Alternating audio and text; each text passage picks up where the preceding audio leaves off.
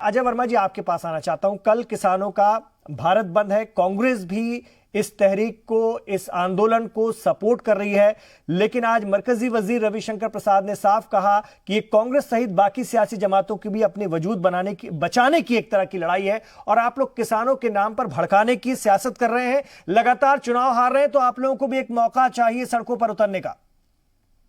जनाब, सबसे पहले तो मैं भी अपनी पार्टी की तरफ से आपका खैर मकदम करता हूं कि इस मुद्दे पर चर्चा तो कर रहे हैं। कम से कम इस सरकार का तिहरा चरित्र दिखा रहे हैं। इस सरकार तिहरे चरित्र वाली है। ये अपने लिए कुछ और करती है, पार्टी के लिए कुछ और करती है, देश के लिए कुछ और करती है और किसानों के लिए कुछ और है इसके मन में। इस सरकार की नीति भी खराब है, इस सरकार की नीयत भी खराब है। क्यों? कि देश का अन्नदाता जब सड़कों पर, देश का अन्नदाता जब अपनी मांग एमएसपी के लिए करके चला, देश का अन्नदाता जब अपने बच्चों के लिए जो वो रोटी वो चाहता है कि हम भारत के लोगों को 20 से 25 रुपए किलो आटा प्रदान करें, 20 से 25 रुपए किलो आटा। रविशंकर प्रसाद ने, कानून वजीर ने, वजारत कानून के वजीर ने आज साफ कहा, एक बार फिर दोहराया कि एमएसपी को खत्म करने का सवाल ही नहीं उठता है और हम इसको लिखित में भी बाद में दे देंगे। ऐसी कोई बात ही नहीं है तो फिर भारत बंद क्यों? झूठ। देखिए, भारत बंद का फैसला उस देश के अन्नदाता गरीब किसान का है।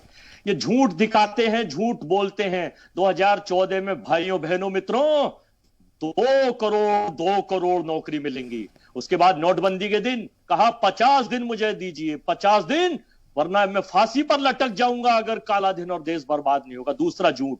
तीसरा झूठ, टीपी को हम 5 ट्रिलियन पहुंचा देंगे। चौथा झूठ, इस देश में अमीर गरीबों के बराबर हो जाएंगे। झूठ की बिसात पर यह देश की सरकार चल रही है। झूठ दिखाते हैं, झूठ उगाते हैं।